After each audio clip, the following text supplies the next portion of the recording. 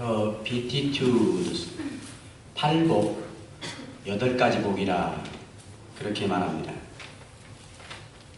성도가 이 땅에서뿐만이 아니라 가야 하는 하나님 나라에서도 누릴 수 있는 최고의 복입니다.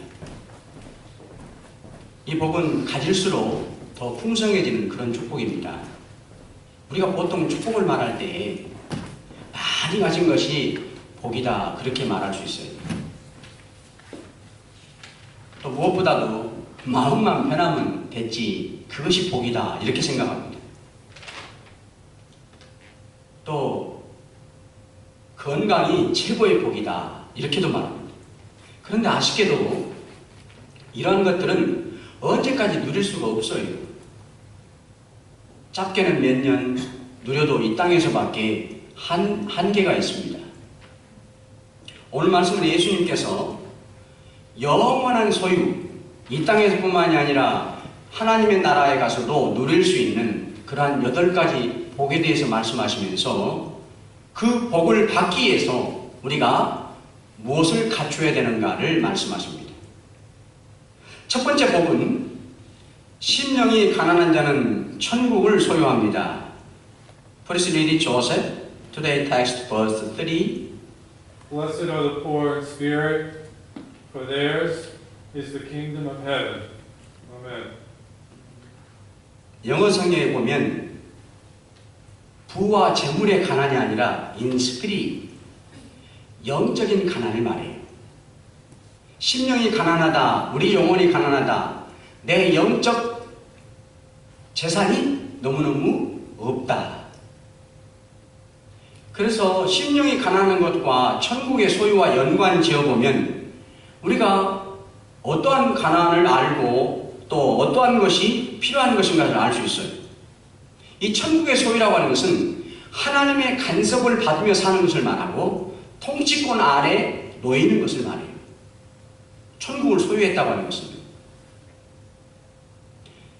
지금까지는 내 힘으로 살아왔습니다. 문제가 심각해도 하나님이 아닌 다른 곳에서 해결해 보려고 열심을 냈습니다. 하지만 이제 알았어요. 나의 한계와 연약함을 인정하고 하나님만이 나의 도움이시라는 사실. 그게 영적 가난이에요. 신앙생활을 해 나가면서 영적 배고픔을 느끼는 것입니다. 그래서 시편기자가 이렇게 고백을 해요. 오직 나는 가난하고 슬프오니 하나님이여 주의 구원으로 나를 높여주시옵소서. 하나님의 도움이 아니면 이 슬픈 현실을 벗어날 수가 없습니다. 하나님께서 내 손을 잡아주시고 내밀어 주지 아니하면 이 어려움에서 어떻게도 일어날 수가 없습니다. 오직 하나님이 나를 도우셔야 되고 하나님이 나에게 손을 내밀어 주셔야 되겠습니다.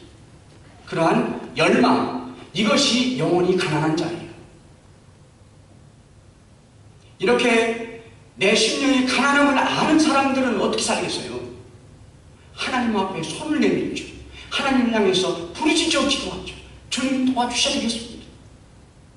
내가 세상에서는 아무 소망이 없고 세상으로는 아무 내 어려움을 해결받을 길이 없습니다.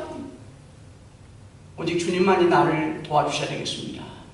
하고 주님을 향해서 부르짖는 예수님 여리고를 지나갈 때에 평생 소경으로 살던 사람이 예수님을 향해서 외칩니다. 다윗의 자손 예수여 나를 불쌍히 여겨주시옵소서. 왜? 이분에게는 어떠한 예수님을 향한 영혼의 열망이 있고 영적 가난함을 알았을까요? 하나님 나도 우리 자식들 얼굴 한번 보는 것이 소원입니다. 내 몸으로 난 우리 자식들 얼굴 한번 보는 것이 소원입니다. 저 많은 사람들은 자녀들의 얼굴을 보며 함께 놀며 함께 살아가는데 나는 하나님이 도우시지 아니하면 일평생 내 몸으로 난 아들 얼굴 한 번도 못 보고 살다가 죽겠습니다. 주님 앞에 내 눈을 뜨게 해주옵소서 하고 주님을 향하여 부르짖는 그 마음이 바로 영적 가난한 자, 오직 주님만이 소망이라고 하는 사실을 아는 자의 부르짖음이에요. 옆에 사람들이 시끄럽다고 말하죠. 그렇지만 이 사람은 더 큰 소리로 예수님께 다시 한번 나를 불쌍히 여겨 주시옵소서 하고 부르짖습니다. 그때 예수님이 이 사람의 눈을 뜨게 해주시고 이 사람은 하나님 앞에 영광을 돌리며 예수님을 쫓아가게 됩니다. 두 번째 복은 애통하는 자는 위로를 받습니다. 애통한다는 말은 슬퍼한다, 가슴을 친다라는 말이에요. 무엇을 우리가 애통해야 되겠습니까? 내 심령이 다 메말라버린 교회 생활에 기쁨이 없는 내 영혼의 상태를 애통해야 합니다. 많은 세월 동안 여러분 신앙생활을, 교회 생활을 해왔지만 어떤 일인지 내 믿음에는 변화가 없는 것을 안타까워해야 되는 겁니다.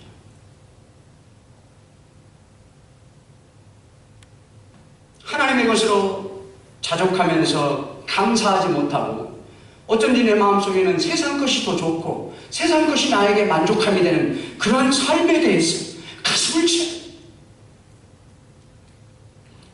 하나님이 수없이 말씀을 들려주셨습니다. 그렇지만 아직도 순종하지 못하고 사는 나의 모습을 하나님 앞에 애통해야 되는 거예요.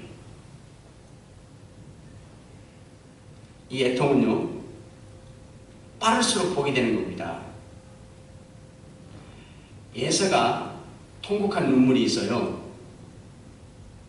에서는 아버지 이삭으로부터 물려받는 장자의 축복권을 동생 야곱에게 2번이나 쏘아가지고 빼앗기게 되잖아요. 그런데 첫 번째 팥죽을 먹음으로 해서 장자권을 야곱에게 넘겨주게 되고요. 두 번째는 고기의 별미를 아버지에게 바치는 것을 역시 야곱에게 빼앗겨가지고 순서를 놓치는 바람에 정말로 장자의 축복권이 동생 야곱에게 넘어가게 됩니다. 그런데 언제 에서가 애통해야 하냐면 두 번째 진짜 아버지 이삭이 야곱에게 손을 얹고 야곱의 장자의 축복권을 부어준 다음에서 애통해요. 성경에 보면.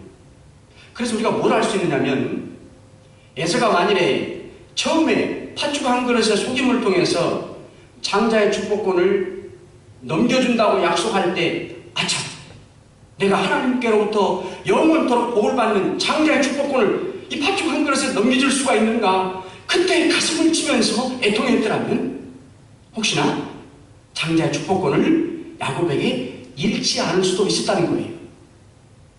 그런데 이미 그걸 모르고 두 번째 이미 넘어가 다음에서 또 한 번의 기회가 있었는데 그때서 애통했더니 너무 늦어버린 것입니다. 이미 장자의 축복권은 동생 야곱에게 넘어가 버리고 말았어요. 세 번째 복은 온유한 자는 땅을 기업으로 받습니다. 구약시대 성경에 보면 세 가지 복이 있어요. 많은 땅을 얻는 것, 또 자손의 복을 받는 것, 복의 근원이 되는 것. 온유하다는 말은 내가 마음이 너무나도 착하고 순해가지고 다른 사람이 말만 하면 예 알겠습니다 하고 따라가는 것이 아니에요.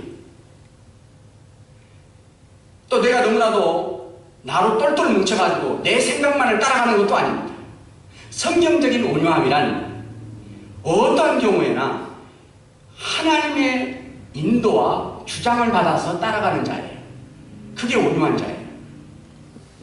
그래서 어떠한 상황을 만나면 먼저 하나님 앞에 묻고 하나님의 말씀에 비추어서 판단해보고 나서 이것이 하나님의 인도인가 뜻인가를 안 다음에 따라가는 자, 이게 온유한 자입니다. 다윗이 온유한 사람이었어요. 다윗이 아들 압살롬한테 반역을 당했잖아요. 한밤중에 신하들과 같이 피난을 갑니다. 그때 시므이라는 사람이 돌을 던지면서 다윗을 저주해요. 그때 옆에 있는 부하가 뭐라고 그래요? 올라오는 경호대장이 왕님 내가 저 시므이 당장 없애버리겠습니다. 가서 당장 처단하고 오겠습니다. 다윗이 나가시면서 말합니다. 내버려 두어라. 시므이가 저렇게 하는 것은 하나님이 시키신 일일 것이다. 어떠한 일을요? 왕을 감히 돌을 던지면서 저주하는 일이 자기에게 아주 극한 악한 일인데도 불구하고 다윗은 하나님께서 시므이에게 시키신 일이다. 하나님의 뜻일 것이다. 하나님의 인도일 것이다 하고 믿고 막습니다. 그러면서 우리의 이 하나님의 뜻을 믿는 이것을 하나님이 다 감찰하시고 반드시 선으로 갚아주실 것이다. 이렇게 말을 하죠. 그렇게 이 다윗은 온유한 마음을 품을 수가 있었어요. 그래서 하나님은 반역을 제압케 하셨고 다시금 왕궁에 돌아와서 왕의 이 길을 지키게 하셨습니다. 네 번째 복은 의에 목마른 자는 배가 부르게 됩니다. Please read Joseph, verse 6. Blessed are those who hunger and thirst for righteousness, for they shall be filled. Amen. 의가 뭘까요? 하나님 앞에 올바른 믿음을 말합니다. 목마르다고 그랬어요. 의가 목마르다. 다 같이 한번 따라서 합시다. 의가 목마르다. 의가 목마르다. 어떻게 살아야 하나님 뜻대로 사는 것입니까? 도대체 내가 어떻게 살아야 하나님이 기뻐하시는 삶을 사는 것입니까? 도대체 내가 어떻게 살아야 하나님이 은혜의 사람이 되겠습니까? 도대체 그러한 갈망, 그러한 목마름, 그것이 의에 목마른 자의 삶이에요. 내가 이렇게 살아서는 안 될 것입니다. 하나님 나에게 좀 은혜를 폭포수같이 부어주셔야 되겠는데 내가 어떻게 살아야 되겠습니까? 그러한 목마름, 하나님 앞에 올바른 성도, 믿음에 충성된 성도가 되기 위해서 노심초사하는 것, 그것이 의에 목마른 자입니다. 바울과 바나바가 안디옥에서 복음을 전할 때에 많은 유대인들이나 이방 사람들이 예수님께로 돌아오는 역사가 생겨요. 그때 유대 지도자들이 시기하고 비방해요. 자기들이 하나님을 믿게 한 유대인들이나 또 하나님을 모르고 예수를 모르는 이방 사람들이 바울과 바나바를 통해서 예수를 영접하고 자기 같은 동족인 유대 사람들이 예수님께로 돌아가기 때문에 자기들이 제일 싫어하는, 자기들이 잡아 죽인 예수를 믿으니까 바울과 바나바를 어떻게 해서라도 시기하고 비방해서 성 안에 힘있는 권세자를 꼬드겨가지고 바울을 내쫓아버립니다.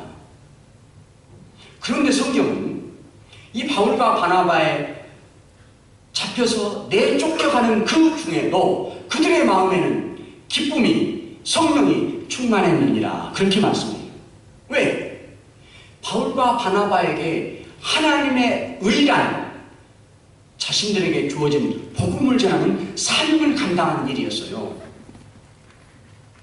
그 의, 자신들에게 어떠한 핍박과 어려움 가운데서도 복음을 전한다고 하는 그 사명이 하나님이 자신들에게 주신 올바른 의, 뜻이었기 때문에 그것을 감당한 바울과 바나바에게는 하나님께서 기쁨이, 성령 충만함을 주셨던 거예요. 그에게 의에 목마른 자가 배가 부르게 되는 원리입니다. 다섯 번째 복은 다른 사람을 긍휼히 여기는 자는 자신도 긍휼히 여김을 받습니다.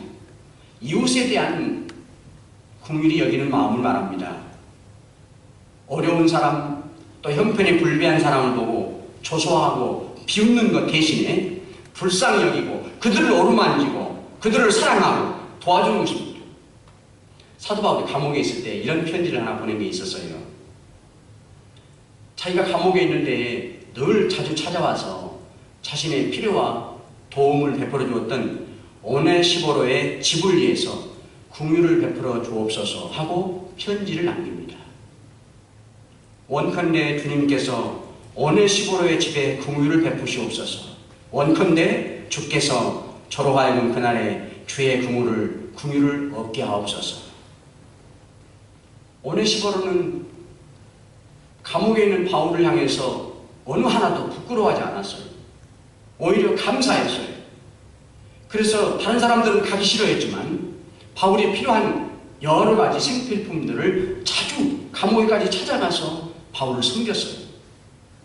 그래서 바울이 그의 가정을 위해서 하나님 앞에 긍휼을 베풀어 주시옵소서 하고 기도했던 것입니다. 편지를 남겼던 것입니다. 복 있는 사람은 선과 악을 분명하게 판단할 줄 아는, 무엇이 선이고 무엇이 악인가를 분명하게 판단할 줄 아는 분석력도 있고 비판의식이 강한 그런 선지자적인 사람이 아니에요. 당신은요 이런 것이 잘못됐어요. 당신은요 이렇게 하니까 안 돼요. 그렇게 판단하고 분석하는 선지자적인 사람이 아니라 복 있는 사람은, 다른 사람을 긍휼히 여기는 사람은 어렵게 되고 불행하게 된 사람을 향해서 동정의 마음을 품고 눈물로 권면하며 기도해주며 위로해주는 제사장적인 사람을 말하는 겁니다. 구약시대 제사장이 어떤 사람들입니까? 성도들의 죄를 붙들고 하나님 회막에 들어가서 기도했던 사람. 하나님, 내가 대신 우리 백성들의 죄를 가지고 와서 주님께 회개합니다. 용서해 주옵소서. 눈물로 통곡하며 기도했던 제사장적인 사람이 바로 하나님 앞에 긍휼히 여김을 받고 하나님 앞에 복을 받는 사람들의 모습입니다. 오늘날 우리의 삶이 어때요? 이 긍휼이 쉽지가 않잖아요. 모두가 자기 위주로 살아가잖아요. 자기 이익에, 작은 이익에도 조금도 손해를 보지 않으려고 집착하죠. 배려가 없어요. 그래, 우리에게 필요한 긍휼을 시편 기자는 이렇게 말합니다. 오늘 스크린을 보면서 시편 15편 3절 말씀 큰 목소리로 같이 읽겠습니다. Reading together, Psalms 15:3. 혀로 남을 허물하지 아니하며 친구에게 악을 행치 아니하며 이웃을 비방하지 아니한다. 여섯 번째 복은 마음이 청결한 자는 하나님을 보게 됩니다. 여러분과 저의 신앙생활 가운데 최고의 중요한 것이 바로 하나님을 보면서 믿는 거예요. 그런데 영이신 하나님이 여러분과 저의 눈에 보입니까?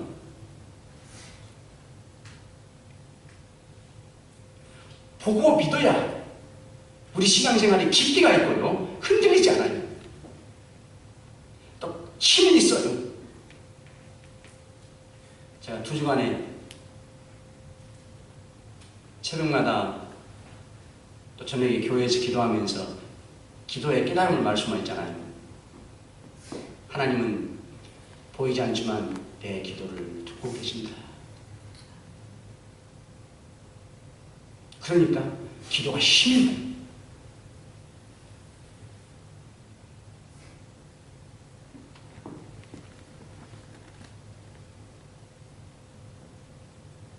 그런데 우리의 마음과 눈은 흐려져요. 뭐 때문에? 하나님을 영적인 눈으로 보면서 믿어야 할 터인데 보지 못하게 육신의 정욕과 욕심과 이 땅의 자랑이 내 영적인 눈을 흐릿하게 만들었어요. 하나님을 못 보게 만들어요. 영어 성경에 보면 오늘 청결한 자, pure, 섞이지 않는, 나뉘어지지 않는 일치한 마음입니다. 이중적인 마음, 속여서 속이 들여다 보이지 않는 뿌연한 마음, 가려진 마음이 아니에요. 속이 다 보이는 하나의 마음. 하나님 앞에, 여러분 교회 앞에 이런 청결한 마음이 얼마나 복된 소문이란 말이에요. 어떻게 살아야 우리가 이 청결한 마음으로 살 때 하나님을 보면서 믿을 수 있습니까? 하나님의 말씀을 읽을 때에도 정말로 순수한 깨끗한 마음으로 하나님의 말씀을 읽을 때 주님께서 살아서 나에게 지금 직접 내 앞에서 들려주신 말씀으로 나를 보게 하시는 거예요. 그게 하나님을 보는 삶입니다. 하나님, 내가 정말 이 문제에 눈물을 흘리고 궁금해하고 마음 아파하고 있는데 예수님께서 어떻게 아시고 성경을 읽는 가운데 나에게 직접 말씀하신단 말이에요. 근데 내 눈이 번쩍 뜨이고 가슴이 뜨거워져. 하나님 앞에 감사하지 않을 수 없는 시간을 맞이하는 거죠. 깨끗한 마음, 청결한 마음으로 하나님과 동행하는 자는 작은 사건 하나에도 하나님의 선한 손길의 간섭이라고 하는 사실을 믿게 되는 거예요. 그것이 하나님을 보게 되는 증거입니다. 청결한 마음은 성령의 새롭게 하심으로 가능해요. 그래서 다윗은 이렇게 기도합니다. 내 속에 정한 마음을 창조하시고 내 안에 정직한 영을 새롭게 하옵소서. 오직 성령께서 여러분과 저의 마음을 깨끗하게, 청결하게, 순수하게 만들어줄 수 있다고 하는 거죠. 여러분, 삼성의 창업주 이병철 씨 아시죠? 이분이 지금부터 30여 년 세상을 떠나는데, 세상을 떠나기 전에 2달 전에 24개의 신앙적인 질문을 남겼다고 해서 화제가 됐는데, 최근에 잊혀진 질문이라 책이 나왔어요. 이 사람의 24가지 질문, 신앙적인 질문의 그 내용을 해답 형식으로 책을 냈는데, 15번째 질문이 뭐였냐면, 신이 이 세상에 있다면 대체 어디에 숨어 있는 것입니까? 왜 안 보여주신 겁니까? 아니, 신은 도대체 있다고 하는데 어디에 있는 겁니까? 왜 안 보입니까? 이런 질문을 하고 평생 그것 갖고 고민하다가 세상을 떠났습니다. 그것만 의심하다가 세상을 떠나갔습니다. 여러분, 하나님이 우리 육신의 눈으로 안 보인다고 해서 하나님이 여러분과 저의 삶 속에 존재하심을 나타내주지 않는 것일까요? 사실은요, 하나님이 이렇게 영으로 보이지 않는 가운데 우주에 충만하시면서 우리가 가는 곳마다 있는 곳마다 함께 계시는 그 존재하심이 얼마나 신비한 은혜인지 깨닫고 보면 엄청나게 감사해요. 하나님이 사실은 보이지 않는 영으로 계시기 때문에 가장 최고의 은혜가 뭐냐면요, 불변하신 겁니다. 변하실 수가 없어요. 만약에 보이는 것이라면, 하나님이 보이는 분이라면 육체적인 분이라는 것을 알 수 있고요, 육체적인 분이라면 언젠가 망가지게 되고 부서지게 되고 변화하게 될 수 있다는 가능성이 있게 되거든요. 그래서 하나님은 아예 보이지 않는 영으로 계심으로 영원 무궁토록 아예 변화하실 수가 없는 거예요. 우리들도 바로 그런 주님처럼, 하나님처럼 불변의 신앙을 갖게 하는 최고의 해답이 바로 보이지 않게 우리와 함께 계시는 하나님. 만일에 하나님이 보이는 하나님으로 우리 한국 땅에 지금 나타나셨다고 해봐요. 모든 세계 만방의 크리스찬들이 하나님을 보려고 다 달려갈 거 아닙니까? 그럼 어떻게 되겠냐는 말이에요.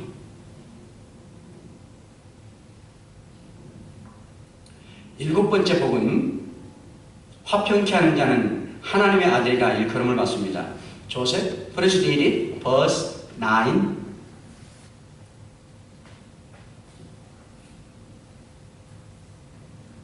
For there is no faithfulness in their mouth. Their inward part is destruction. Their throat is an open tomb. They flatter with their tongue. Amen. 20여 년 전에 부산에 있는 부전교회라고, 이 교회에서 목사님이 성도들에게 설문조사를 한번 했어요. 여러분, 마태복음 5장 8복에 대해서 잘 아시죠? 여러분들은 그 복 중에서 어떤 복이 최고로 좋습니까? 물어봤더니 90%가 10사람 중에 9사람이 뭘 꼽았냐면 7번째, 화평케 하는 자가 되고 싶습니다. 이 복을 꼽았습니다. 하나님은 여러분 작은 교회인 가정에서도 최고의 복이 바로 화평입니다. 잠언 17장 1절에 보면 마른 떡 한 조각만 있고도 화목하는 것이 고기 반찬이 집에 가득하고 다투는 것보다 낫다. 잘 아시죠? 얼마나 가정에서 화평이 부부간에, 부자지간에, 식구들끼리 화목하고 화평이 소중한지를.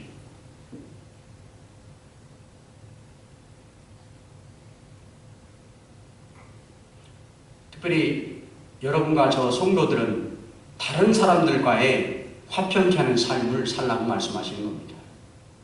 내가 이기심으로 자기중심적인 관점에 사로잡혀 있다든지 자기를 언제나 자기의 부족과 허물을 변호하고 옹호하고 합리화시키는 사람들은 다른 사람과 화평을 찾아올 수가 없어요. 다른 사람들이 믿어주지를 않아요. 다른 사람들이 가까이 오지를 않아요. 언제나 자기의 없는 것을 있는 것처럼, 모르는 것을 아는 것처럼 자기를 변호하고 지키기에 급급하고 옹호하고 변명하기에 급급한 사람들, 다른 사람과 진정한 화평의 삶의 도구가 될 수 없습니다.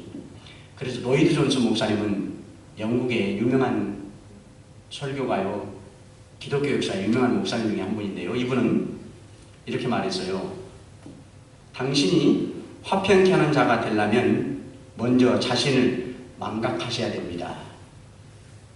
왜냐하면 자기 자신의 일을 생각하면서 자기를 옹호하고 있는 한 화평케 하는 일을 올바르게 행할 수가 없기 때문입니다.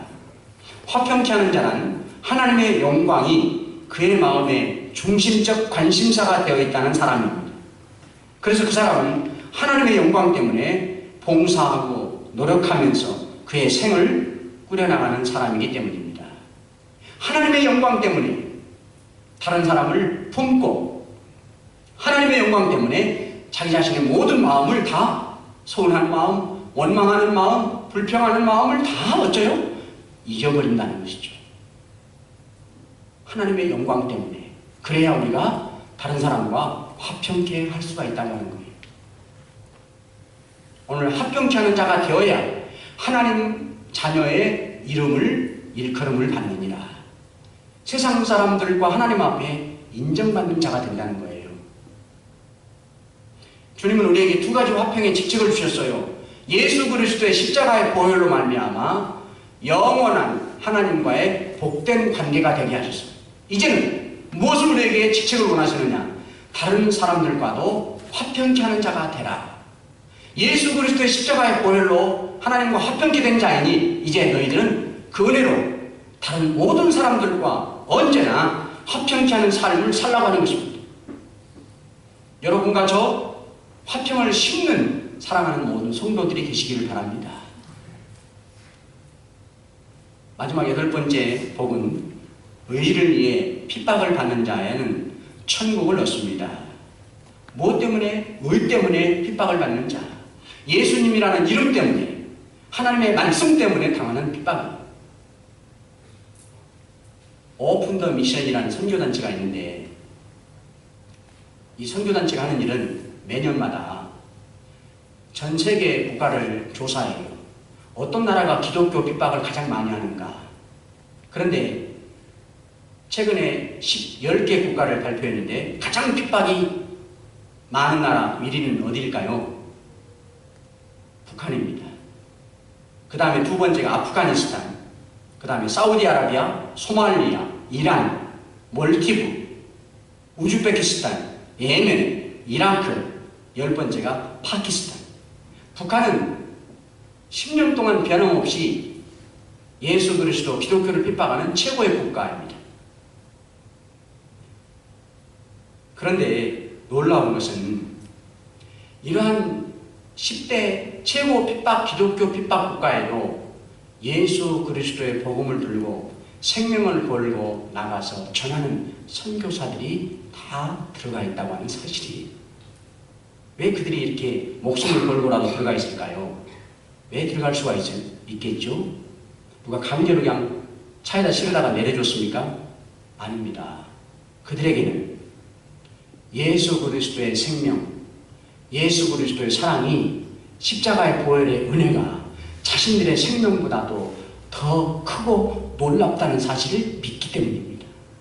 그들에게는 육신의 생명보다도 영원한 천국의 생명이 귀하다고 하는 것이 깨달아졌기 때문입니다.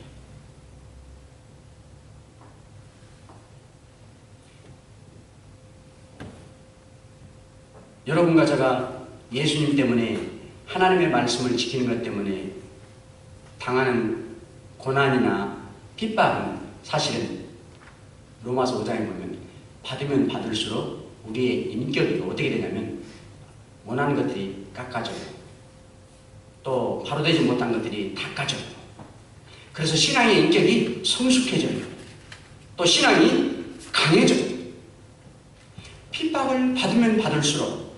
그래서 예수님이 이렇게 말씀하셨어요. 모든 사람이 너희를 칭찬하면 화가 있다. 이게 뭔 말이죠? 우리는 모든 사람에게 칭찬을 받는 자가 좋은 빛과 소금의 성도 같죠. 그런데 예수님은 반대로 말씀하십니다. 너희들 모든 사람 앞에 칭찬받으면 좋은 게 아니라 화가 있다.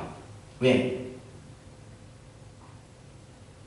핍박과 어려움을 당하기 싫어서 예수님을 팔고 말씀을 양보하고 사람과 타협하기 때문에 모든 사람이 칭찬하게 되는 거예요.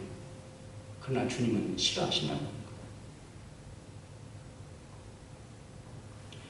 예수님 앞에서 직접 이런 핍박이 복이라고 들었던 베드로가 나중에 예수님 사후에 자기가 신앙생활을 해보고 쓴 성경이 베드로전서잖아요.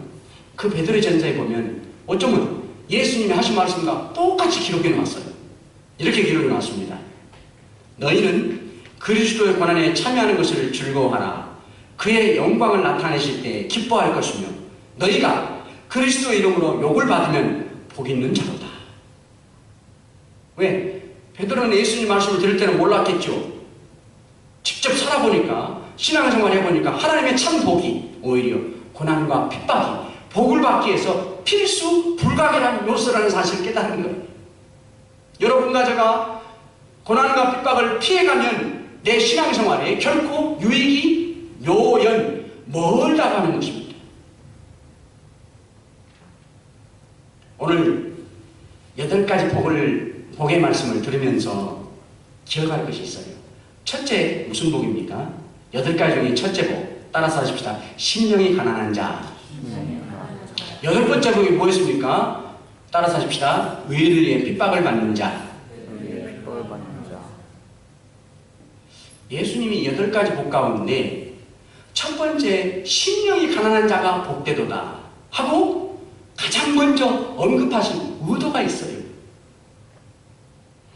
여러분과 제가 정말로 이 8가지의 복의 사람이 되기 위해서 가장 먼저 가져야 할 마음은 바로 내 영혼의 가난함을 반대로 하나님을 향해서 갈급한 심령이 되어야 된다는 거예요. 그것이 나머지 7가지의 복의 사람이 되게 하는 출발선이고 주춧돌이라고 하는 거예요. 여러분 신앙생활 해보니까 이해가 되시죠? 신앙생활의 처음은 똑같은 하나님의 말씀을 들어도 문제는 내가 갈급한 마음, 은혜를 사모하는 열망이 무엇인가 한마디 은혜를 깨달아야겠다는 그런 간절한 열망이 있으면 하나님이 은혜를 부어주셔요.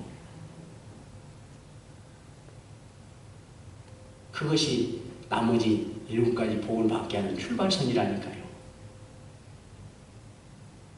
여러분 예배 시간마다 이 심령이 가난한 자 다음 주일날도 마찬가지. 여러분이 숨이 있는 한 이 땅에 주를 섬기는 예배 시간마다 갈급한 심령으로 주님 앞에 나와서 앉아 있어야 됩니다. 아멘. 네. 마지막 8번째는 왜 핍박을 받는 자가 복이 있으라고 했을까요? 앞에 7가지의 복 있는 사람이 다 된 다음에 하나님의 말씀 때문에 진리 때문에 예수님 때문에 핍박도 얼마든지 감당하는 사람이 된다는 거예요. 7가지가 만들어지지 않으면 핍박이 쉽게 당하기 쉽지 않아요. 피해버리지요. 여기만 진리가 있습니까? 양보하죠. 그래도 복 받잖아요. 양보하죠. 그런데 7가지 앞에 있는 그러한 복 있는 사람이 된 다음에는 핍박도 달게 받고 이것이 왜? 오늘 주님이 말씀하죠. 최고의 상급이 있으니까요. 그러니까 그 자리에 도달하기란 쉽지 않다는 것이에요. 그래서 오늘 본문 말씀 12절 마지막 절에 이렇게 말씀하시잖아요. 핍박을 당할 때를 오히려 즐거워하고 기뻐하라. 왜? 핍박을 당하는 자의 삶이 하나님 나라의 최고의 상급이 있으니까요.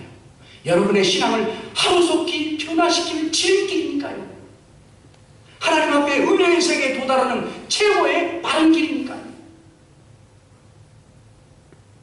사랑하는 성도 여러분, 당장은 보여지고 누리고 화려하고 자랑이 될 수 있는 세상의 복보다는 영원토록 변함없이 누릴 수 있는 주님이 주시는 복을 소원하시기를 바랍니다.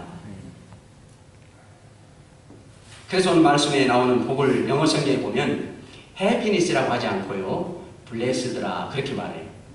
블레스드란 말은 아시죠? 하나님이 베푸시는 복이라. 그래서 미국 사람들 뭐라고 해요? 항상 인사할 때마다. 안 믿는 사람도 그러대요. 여러분 가게 손님도 와도 그러죠? 하나님을 주이시도 그러죠 아마. God bless you.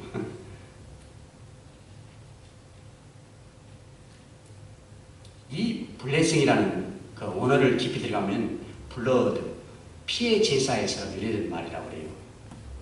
피의 제사, 구약시대의 짐승의 제사는 신약시대의 예수 그리스도의 십자가의 피를 말합니다. 예수 그리스도의 십자가의 보혈의 은혜로 말미암아 우리들이 복을 받는 삶, 이것이 팔복의 근간이 된다고 하는 거예요. 여러분과 저는 이미 예수 그리스도의 십자가의 은혜로 하나님과 복된 화평의 관계의 사람이 되었습니다. 이제 우리가 해야 할 일은 예수 그리스도의 십자가의 은혜가 계속되어질 수 있도록 하나님과 올바른 관계가 이어질 수 있는 신앙생활을 통해서 8가지 복을 받는, 누리는 삶입니다. 이런 은혜가 여러분들에게 주어지시기를 간절히 축원합니다.